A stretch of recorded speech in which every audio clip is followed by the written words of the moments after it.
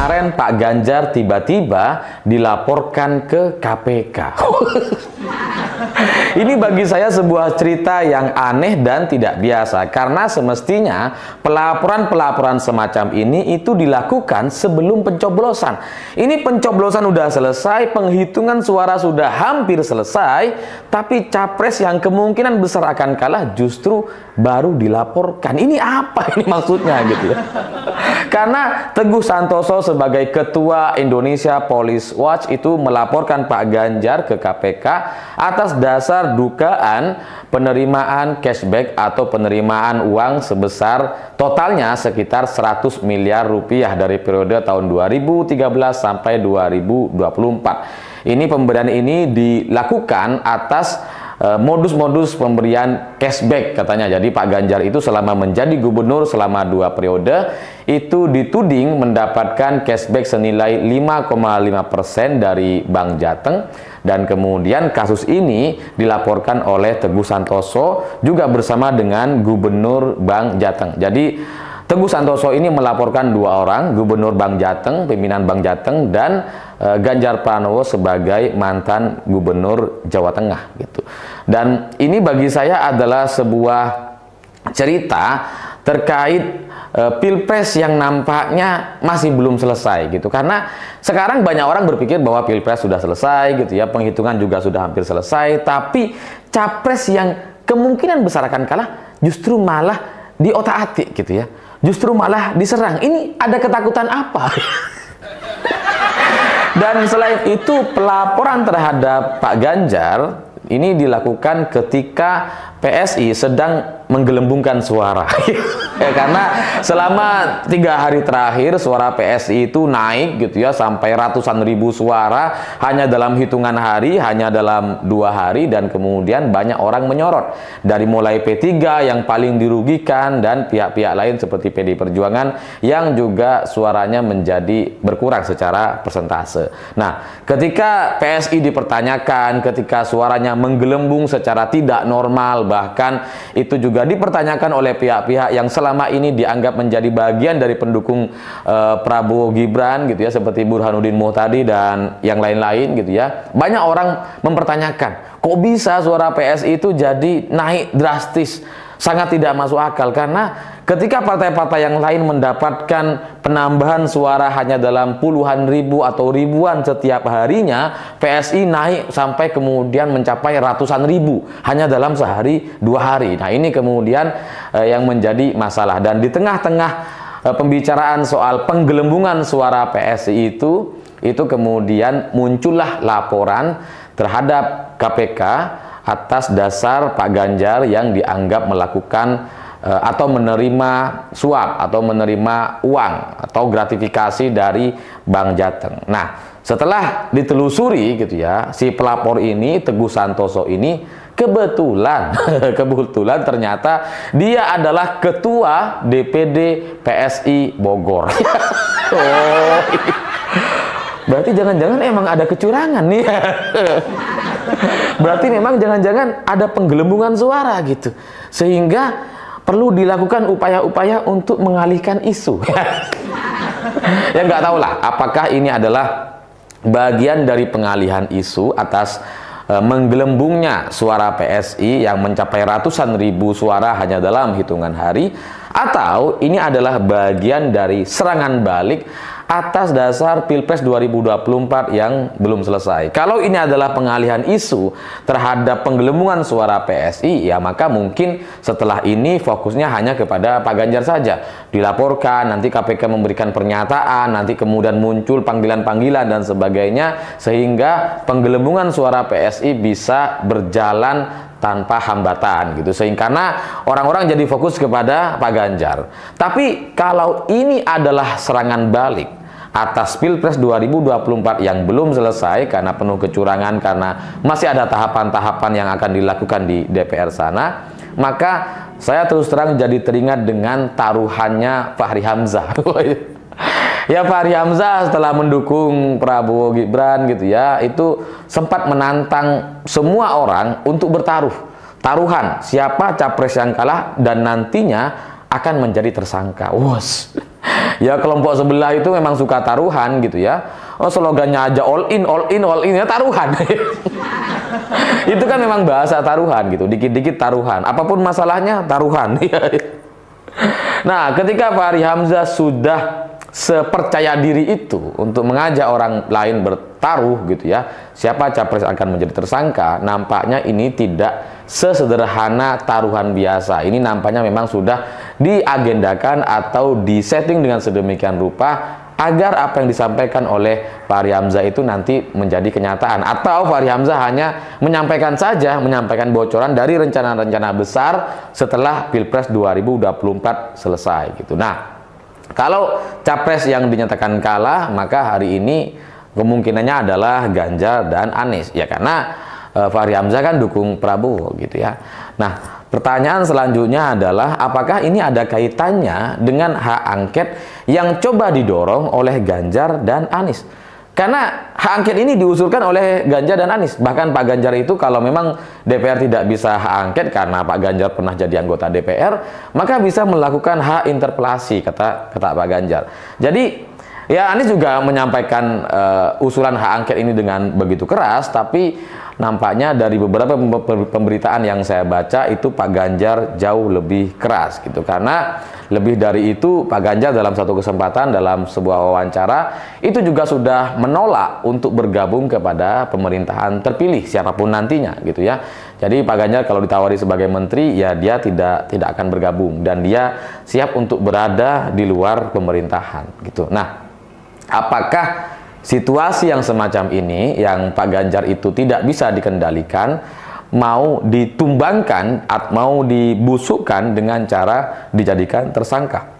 Ini yang menjadi pertanyaan gitu ya, dan kita mungkin akan melihatnya dalam beberapa bulan ke depan apa yang akan terjadi kepada Pak Ganjar. Kalau melihat dari kekuatan politik seorang Jokowi, jelas Jokowi adalah orang yang sangat berkuasa, sangat powerful karena bahkan bisa memenangkan Prabowo Gibran dengan 58%. Ini satu catatan yang sangat-sangat luar biasa ketika yang maju bukan petahana dan paslonnya ada 3, tapi kemudian bisa menang satu putaran dengan angka yang sangat fantastis 58%. Dulu SBY bisa menang satu putaran karena SBY berkuasa, karena SBY petahana. Tapi ini yang maju bukan petahana, hanya menteri pertahanan, tapi kemudian menangnya sama seperti petahana gitu. Nah, kalau melihat dari bagaimana Prabowo sampai bisa menang begitu drastis gitu ya, itu menunjukkan betapa Pak Jokowi punya kekuasaan yang sangat luar biasa. Bagaimana PSI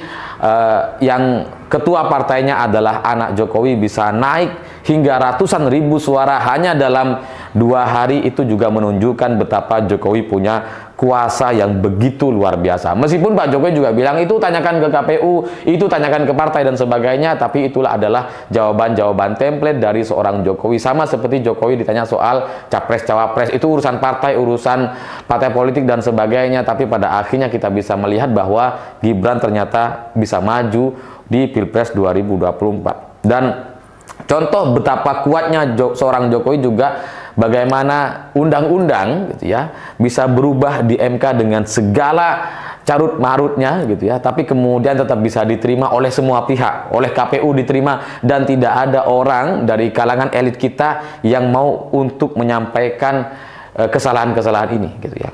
Jadi undang-undang bisa diubah di MK dan ini pertama kalinya. Dan undang-undang ini langsung berlaku begitu saja sehingga Gibran bisa maju sebagai calon wakil presiden tahun 2024 ini.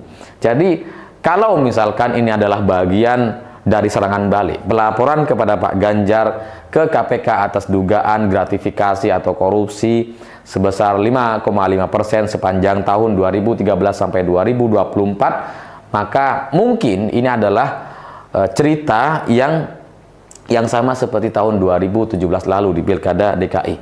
Kalau nantinya Pak Ganjar menjadi tersangka, maka ini mengulang cerita Pilkada DKI 2017 di mana Ahok kalah dan kemudian setelah itu dipenjara. Dan pertanyaannya, apa salah Ganjar sampai kemudian harus diincar? Kalau Ahok dulu kan sebelumnya kita meyakini bahwa Ahok ini dipenjara gara-gara penistaan agama. Tapi belakangan setelah pengakuan Ahok, akhirnya saya mengerti bahwa ternyata isu penistaan agama itu hanya hanya alasan saja gitu ya. Tapi masalah utamanya ternyata Ahok pernah diminta untuk mundur dari calon gubernur DKI Jakarta dan Ahok kemudian menolak untuk mundur. Nah, setelah itu terjadilah demonstrasi besar-besaran dan akhirnya Ahok dipenjara. Dan kita tahu motor penggerak dari fatwa MUI itu adalah Kiai Ma'ruf Amin, dan Kiai Ma'ruf Amin menjadi cawapres Jokowi.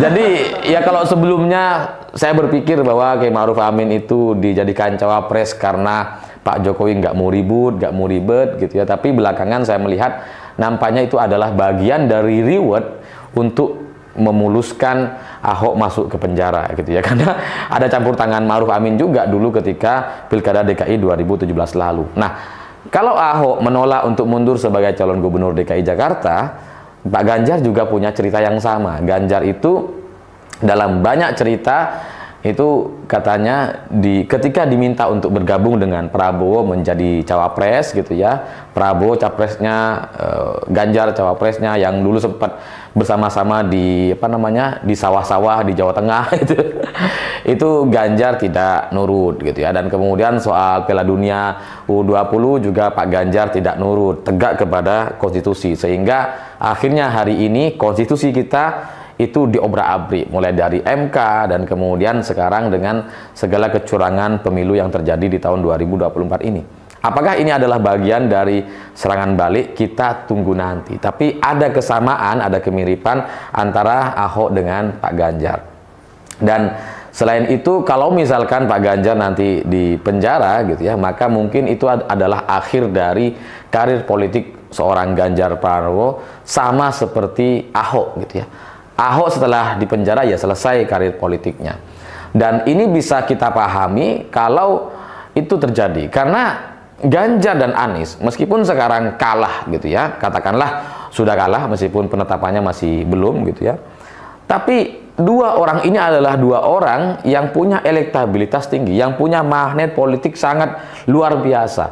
Untuk tahun 2029 secara logis gitu ya, dua orang ini masih adalah orang-orang muda yang tahun 2029 mereka masih punya peluang besar untuk maju lagi sebagai calon presiden. Nah, sementara kubu Prabowo Subianto gitu ya, ya dengan usia yang sudah lewat 70 tahun gitu ya, tahun 2029 ya itu akan menjadi tahun yang sangat berat kalau Prabowo masih bisa bertahan sampai tahun 2029 gitu ya, kalau melihat dari kondisi fisik dan sebagainya, maka kemungkinan besar Prabowo tidak akan maju lagi di tahun 2029. Nah, kalau tidak ada Prabowo gitu ya, kalaupun Prabowo juga bisa maju dengan kondisi fisik yang semacam itu tidak akan sekuat Jokowi hari ini. Sehingga nanti kalau misalkan ada Pilpres lagi tahun 2029 dan Anies dengan Pak Ganjar maju lagi atau bahkan keduanya bergabung, ini akan menjadi satu kekuatan yang sulit sekali untuk ditandingi oleh Prabowo dengan kondisi fisiknya yang seperti sekarang, atau Gibran yang tidak punya kekuatan politik sama seperti seorang Jokowi, karena posisi cawapres itu tidak akan sama seperti presiden gitu ya, tidak akan sama. Nah, kalau ini terjadi, maka ini agak mengkhawatirkan bagi seorang Gibran gitu ya. Kalau lawannya Anies atau Ganjar, maka itu bukan lawan yang sebanding bagi Gibran. Sehingga ya mungkin demi lancarnya 2029 dua orang ini harus disingkirkan. Ganjar dan Anies harus disingkirkan. Kalau dua orang ini disingkirkan, maka lawan Gibran tahun 2029 hanya tersisa AHY. Yang secara kekuatan politik jadi nggak terlalu kuat gitu ya. Jadi ya mungkin itu yang sedang dipikirkan oleh pihak penguasa, oleh rezim ini gitu ya, bagaimana cara mereka membangun dinasti ke depan agar bisa tetap berkuasa dalam jangka waktu yang sangat-sangat lama. Ya kita lihat saja gitu ya, pada akhirnya saya percaya kebenaran yang akan menang gitu ya. Tapi kita juga harus melihat bagaimana Ahok dikalahkan tahun 2017, bagaimana Ahok dipenjara oleh kasus yang sangat tidak masuk akal. Bisa jadi kalau penguasa berkehendak, maka Ganjar juga bisa masuk ke penjara, begitu juga dengan Anies Baswedan. Sehingga mungkin setelah ini akan terjadi perubahan politik, terjadi perubahan pernyataan, Mungkin Ganjar akan menelan ludahnya sendiri dengan masuk ke dalam kabinet. Mungkin Anies juga tidak akan sekeras sebelumnya demi mengamankan posisi dan dirinya hari ini. Mungkin itu akan kita lihat dalam beberapa bulan ke depan. Tapi semoga pada akhirnya kebenaranlah yang akan menang.